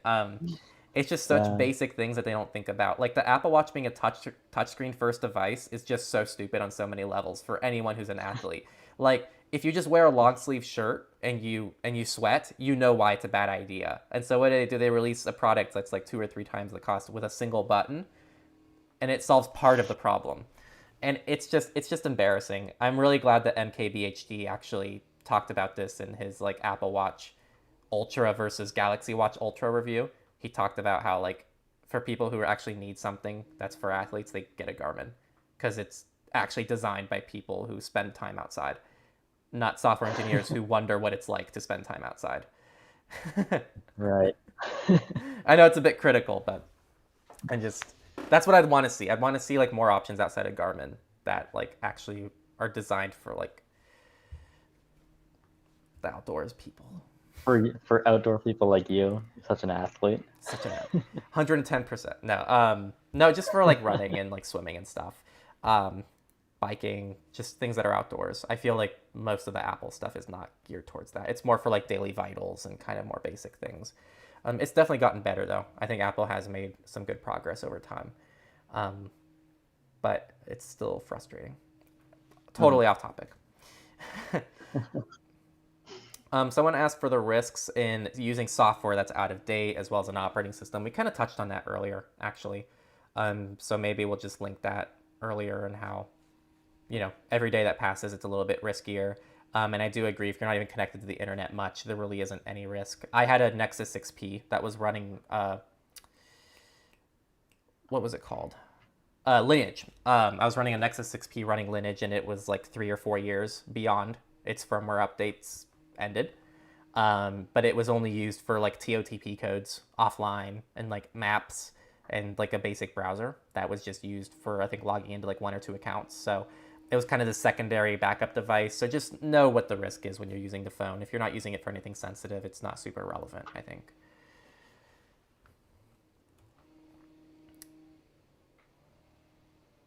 I don't know if you know anything about this next question.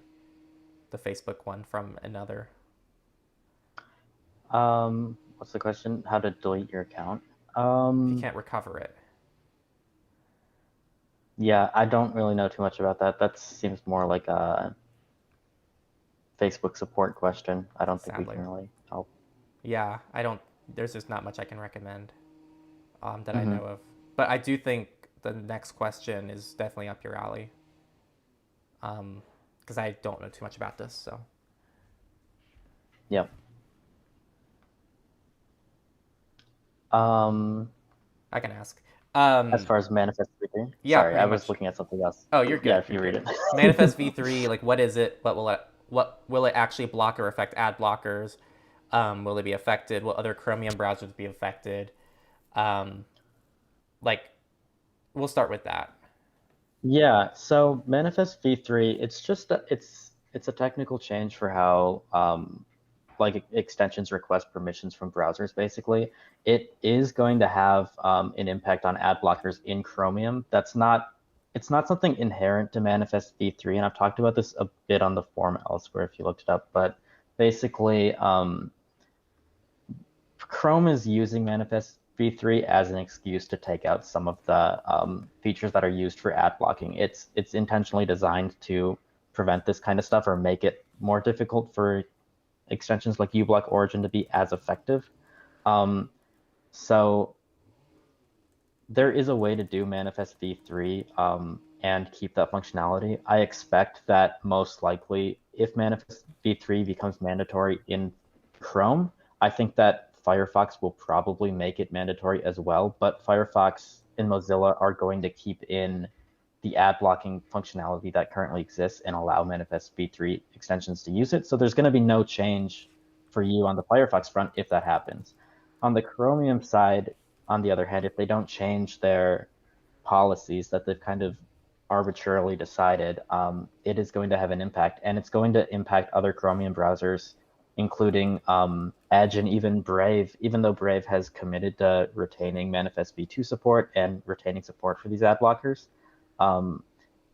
Unless Brave goes and makes their own extension store, which they probably should do, it's still going to affect them because most Chromium browsers still rely on the Chrome Web Store for everything, and it's going to be a Chrome Web Store policy. So the reality is that it will impact pretty much all Chromium browsers unless there's an alternative marketplace out there. So I hope that's something that Brave is considering because I'm not really sure if Google is going to back down on this behavior, but it is basically just manifest v3 itself has like some security benefits, but the manifest v3 changes that we're concerned about and that organizations like the EFF are concerned about aren't really inherent to manifest v3. They're just specific to Google's behavior in this space, which is kind of anti-competitive. Right. Yeah, it's still very new and unfolding, and so we're watching it really closely here to see what's going to happen. But Yep. we're hopeful, we're optimistic, but we shouldn't be complacent and definitely pay attention to what's happening because it's a bit concerning. Mm-hmm. We are running quite a bit over, so we're going to stick to just single questions for the last few questions here, and sorry about that for the forum members. Okay. Just so that we can start moving over to the live chat because we're already an hour and a half in here. So Corsa, a regular, asked, what are the most private ways to get paid as a freelancer? Most of the payment aggregators that my friends use have strong KYC and require IRL name to get paid, which is not ideal as I'd like to stick to my username for better compartmentalization. I mean, I'd start by asking, are you able to start an LLC or incorporate something? Even though you're a freelancer, you can still have a company. You might even get some tax benefits along the way as well. But if you have a company, then you set up a lot of these accounts with your company information and your company IDs.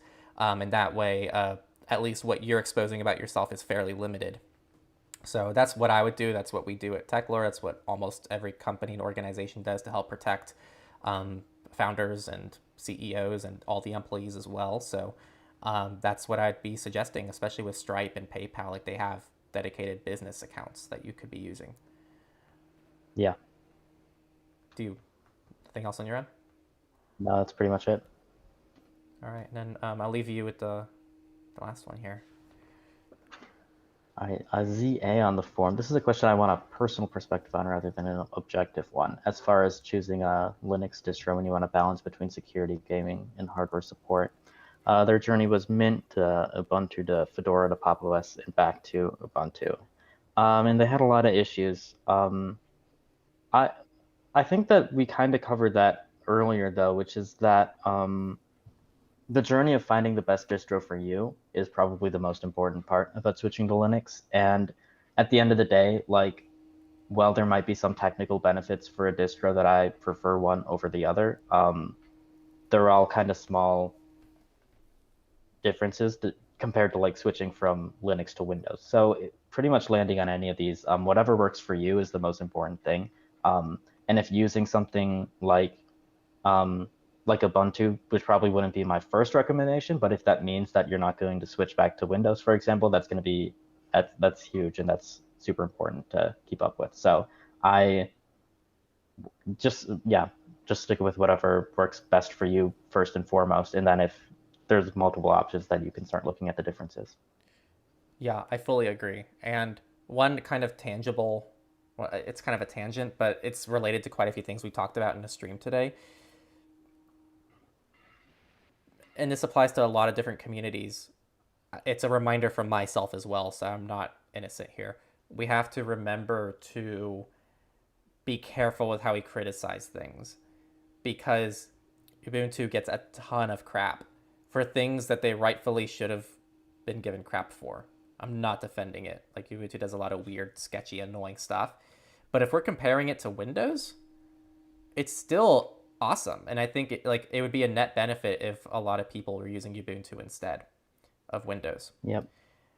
But if anything, it could prevent someone from even moving to Linux if they move to Ubuntu, let's say Ubuntu actually is really good and it's what this person's really enjoying, but the entire community is saying don't use it, and then they actually never found a Linux distro they were happy with, and now they're going to move back to Windows because they gave up. This is kind of what I said in my Signal review of, like, it puts us in a tough spot because I want to criticize Signal. I think that what they're doing is, like, not good and this and XYZ, but it's hard to do that in a way without pushing people to less safe alternatives. So I think that's just something we have to think about, even in the Linux side of things, with operating systems, with browsers. When you criticize something, keep the broader picture in mind of the worst case scenario, and if it's still better than worst case scenario, remind people there's still worse, because then there's still like this sense of progress. And I don't know where I'm going with this, but it's just something that I want to be careful with, because it seems like this person feels really bad for using Ubuntu, but it's still better than almost all alternatives out there. Yeah. That was a big tangent. But I think that's all we had from our forum. Again, if you want to join our forum, we talk about a lot more things here. You can see here like discussions about the Proton Wallet with Andy Yen that are already live. So people are already talking about that. Mullvad versus Proton. These are all just the community. So definitely a ton of cool things here. If you're interested in privacy, security, digital rights, or just tech, it's a really cool little community that we host ourselves. It is something we self-host. It's all open source. You can view it on GitHub. And you can just log in even with like your GitHub or your simple login account, or you can set it up with a passkey even. So we put a lot of work to make sure that it was really accessible for all of you. Now back to the stream. Thank you all for being so patient. Let me go ahead and switch over my OBS. Stream questions. So the way we normally do this is Jonah and I kind of just go through and we pick out questions that we can answer. So when you see something, just call it out. YouTube has removed like 2/3 of the chat on my end, so. Are you set to live chat instead of top chat? Yeah, I don't know what happened. Oh, weird. Okay, well, I'll read them out. Someone says they're conscientious about privacy and using open source software for their personal needs. They find it challenging to apply the same principles in your medical practice because of HIPAA compliance requires solutions that are neither private or open source. I think that, and again, I'm not a medical professional, so I'm not as familiar with HIPAA as I could be. I think the issue with HIPAA is a lot of what I tried reading through the HIPAA like requirements to be HIPAA certified. It's very arbitrary. It's not as clear cut as people might think it is. It's not like, oh, it needs to implement end-to-end encryption. It needs to do this. It's more along the wording of it needs to adequately protect users. Yeah. When I worked in education, it was very similar with FERPA, which is the law to protect student data. It's pretty much in all of these like organizations, it's up to interpretation, but you kind of have to be following best practices. Usually there's like standards organizations that like you have to follow, and it would be set by, in a lot of cases, your insurance company tells you what to do, basically, is how that works. Mm-hmm. Yeah, so it's kind of random. A lot of it's arbitrary. You could try to kind of strive for best practices. Um, it's weird to me that like something like Signal, for example, is typically not, it's not formally considered HIPAA compliant, right? So it's just a weird space. I actually don't have a big takeaway for this outside of it was just weird when I dug into it. It seems like a weird way to try to find what the best solutions are. Yeah, there are open source solutions in the healthcare space. I know, like for electronic health records, there's products like Open EMR. I was looking at with somebody who's in a sort of similar situation, but other than like some conversations, I don't deal too much with that stuff either, so I don't really have specific advice. But I think you could at least like look up and try open source solutions. There are usually alternatives if you're looking for it, and if you try it and if it doesn't work for you, there might not be much you can do, because especially in pretty niche industries like that, there's not a lot of options available, and that's just how it is.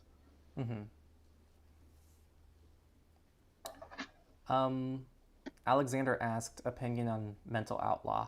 Honestly, I haven't seen too much of the content. Most of the content I've seen is, because I don't think all the content they make is like inherently privacy related, but I've definitely seen some more of like the Proton related stuff, which I felt was very short-sighted and not the best researched.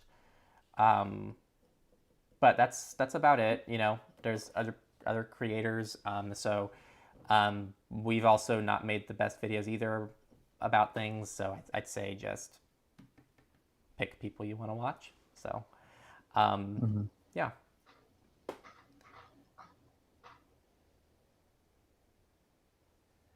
Someone asked about the safety of Beeper.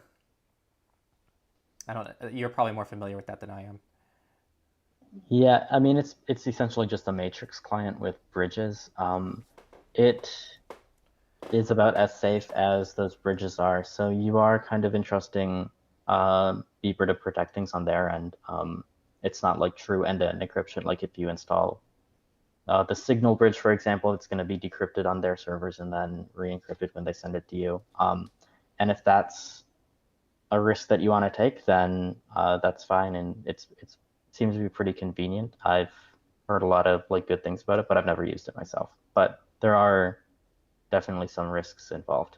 As far as I know, all the chats are end-to-end encrypted from their servers to yours, which doesn't mean that they can't read them, but it does mean that they're like stored with encryption. So while they might be able to intercept your messages, if they're not doing so already, there's probably not a risk of like your past messages being compromised, which is a similar situation to like Proton Mail, for example, where like Proton could probably read all of your non-PGP encrypted emails if they wanted to, like incoming, but they can't read your old messages if they haven't been doing so already, and there's not really a big risk of that happening legally. So it's probably a similar situation here where you just have to decide if the risk is worth it for you. Got it. Someone asked, you've mentioned using 3 browsers, Brave, Mullvad, and Tor. Am I correct that you use Brave for general browsing? So yeah, so this just evolved. I talked about this earlier in the stream, but beforehand I was using Brave for kind of like general most browsing, Mullvad for more privacy respected things, and Tor that needed more privacy. This has kind of evolved a little bit now where Mullvad's my default browser. So Mullvad is now general browsing, and Brave is more for my accounts, and I have profiles set up for all the different things I'm working on. And then Tor is for things that Tor always has the same use case of just things that need more privacy. So it has shifted now to Mullvad kind of being the default, Brave for accounts, and then Tor for other things. The reason why I didn't do that beforehand is it's just hard to combine all the use cases for your accounts into one browser, for me at least, and the profile setup can be a little bit messy sometimes, but I'm figuring it out. I think it's been working pretty well for me. Mm-hmm. What have you been using? Similar. I use Mullvad for pretty much stuff that doesn't require an account, and another browser for stuff that does. And that's usually the best way. That's the way that I see most people split it up. not using Brave for general browsing, using Mullvad, and then using Brave for stuff you need to stay logged into, basically, is the main thing. Nice. Another shout out to JohnnyO for the massive tip. We really appreciate it. I just scrolled by that one.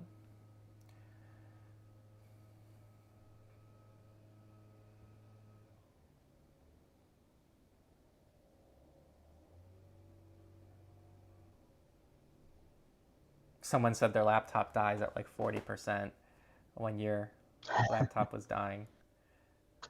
Yeah, my laptop is, I gotta get it replaced. I think it's getting bad.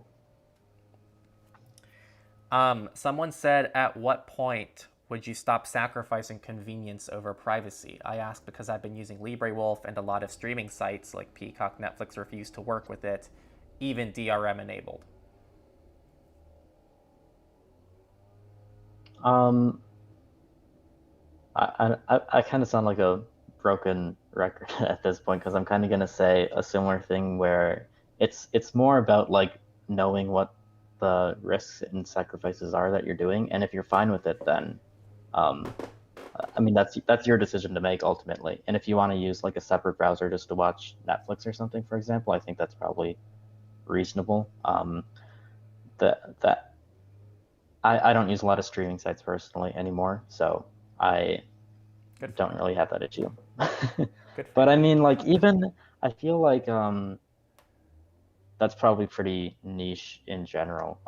Watching like Netflix in a browser, I think that like a very small percentage of people actually do that. Most people are watching on like smart TVs and that kind of thing. So,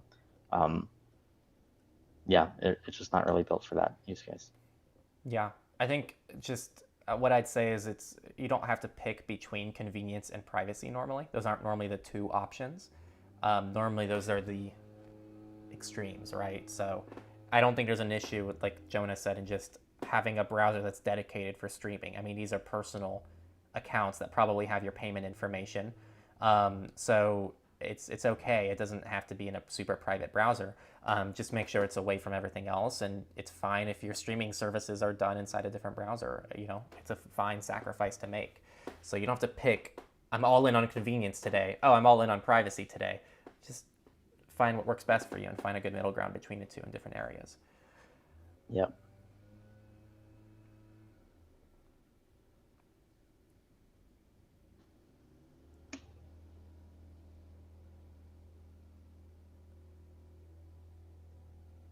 Any advice or resources for education or awareness of OpSec for student activists?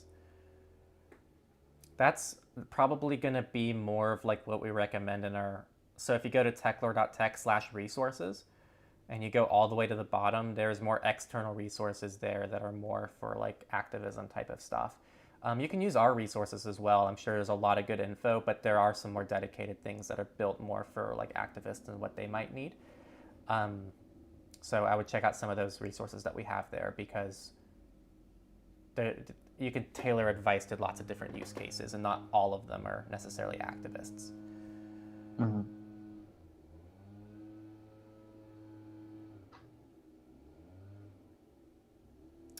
Ken said they've been with Proton since 2018, but the wallet's the first move they made where it made them consider leaving.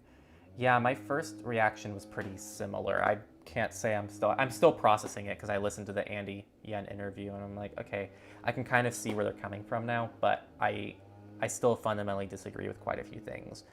But we're working on a review. We're trying to be really fair about it.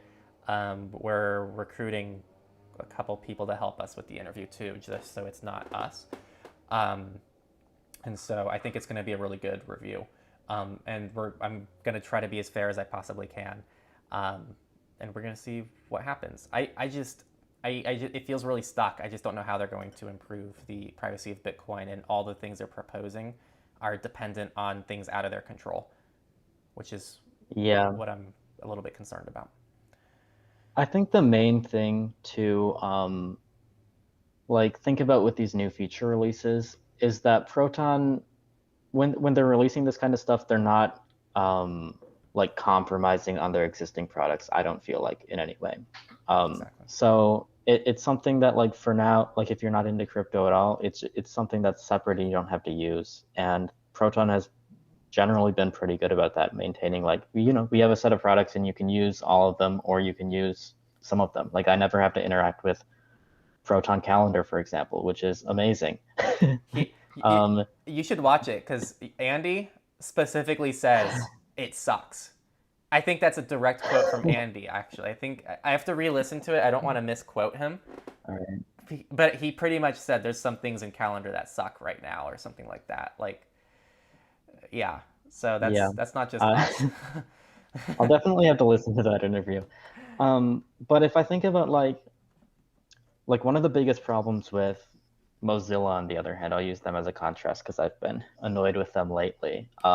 They start a lot of like new business ventures and then they like bring all that stuff into like their core products like Firefox, for example, and then they fill Firefox up with a bunch of stuff that people don't necessarily need and certainly don't need by default. Like if they're going to purchase Pocket, for example, that's fine, but enabling it by default in Firefox, which is an entirely unrelated product to I think what Pocket does, to be honest, that's kind of indicative of like a company that's beginning to show some problems. And if Proton goes in that direction, I might start to be more concerned. But if they're going to work on new products like this, I'm not really worried about it right now. That's fair. I think that's a good perspective. Someone asked here, the Venezuela elections are going on, and they need a way to communicate instantly and fast for the videos. And they said session was too slow, which, yeah, I believe that. Again, that's why we don't recommend that first to a lot of people. It's going to depend on what you need. I mean, the first thing I would say is, does Signal not work? Are there concerns you have with Signal, I assume? Is that why you're not using it? So Signal's probably going to have the speed you need, but I don't know if it's going to have the safety you desire. So I'd probably be looking. I don't even know what SimpleX supports. I don't think SimpleX has video calls yet. No. I don't think so. I probably wouldn't recommend SimpleX. I mean, Signal is kind of explicitly built for this sort of use case, so that would probably be my first choice. And if you use like, if you're concerned about like people knowing that you're using Signal, for example, you could use like a VPN in another jurisdiction to prevent like your ISP from knowing what apps you have installed on your phone or that kind of thing. But that's usually the best tool.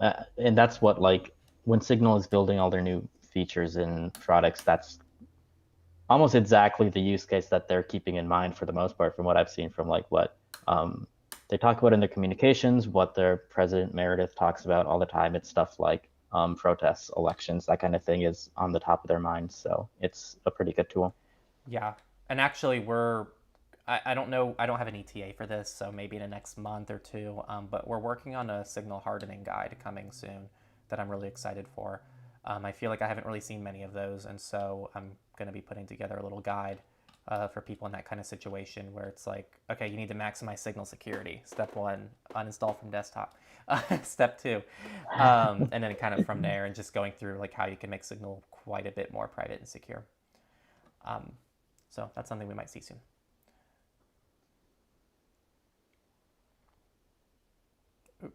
We got a lot. Well, we're getting to the point where I can see some of these chats now. I see Borna, if you scroll down, asks what free ad blockers do you recommend for Safari on iOS? And I generally recommend AdGuard. Yeah, it's usually the best one.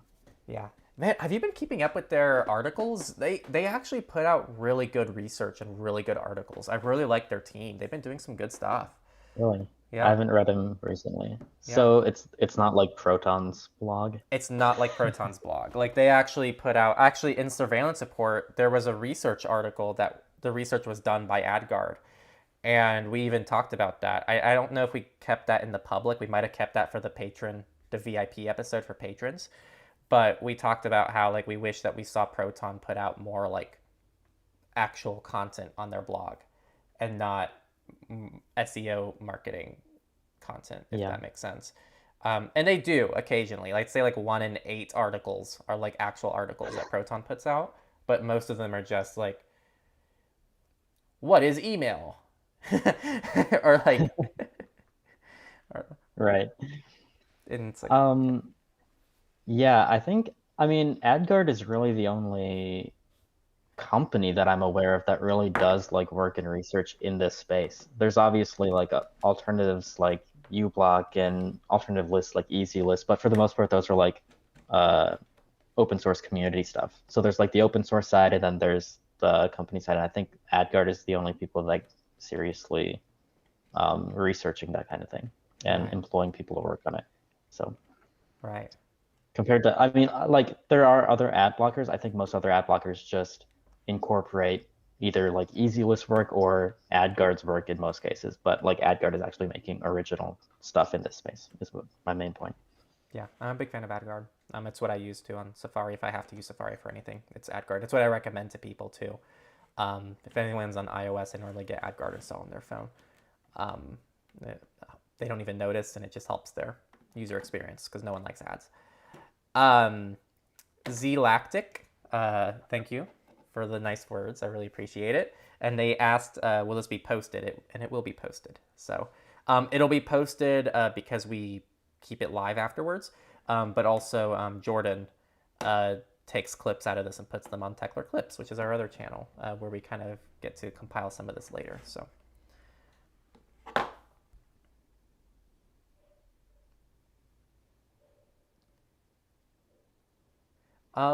Someone asked about the UK government blocking higher ed Act 2023.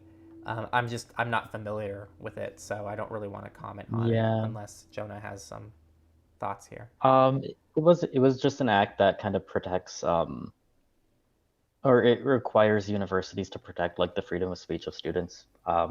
I think my only thought, because I'm not super familiar with UK politics, but it's kind of the main takeaway that I have from like all of these discussions is that it's really unfortunate that the UK doesn't have like First Amendment rights like there are in the US. There is no like legally protected freedom of speech, and that's a huge issue with any country really, and that's something that the UK should certainly work on. Yeah.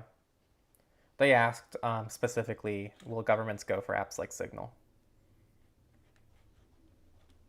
Um, yeah, I guess I can't really comment on that because Yeah, I'm not really sure how that act relates to messengers. that's what I I was do know that thinking. like in the EU in general, they're trying to make like these laws like chat control, for example, where they block like messengers like Signal that provide strong protection, but then they add exceptions for like government officials to use apps like that. So Right. they clearly think that the protection is important for themselves. They just don't want citizens to have it in a lot of cases.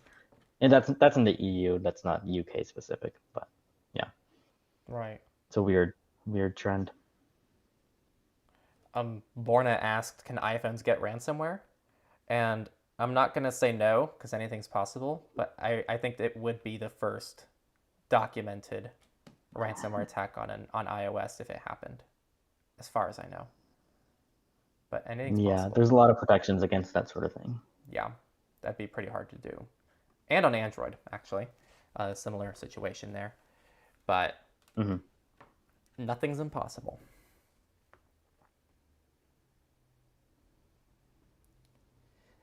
Someone asked, don't you think that Proton is focusing too much on launching new products? For example, they have the Linux app, which looks ancient, is kind of slow. Yeah, I mean, I think that's kind of.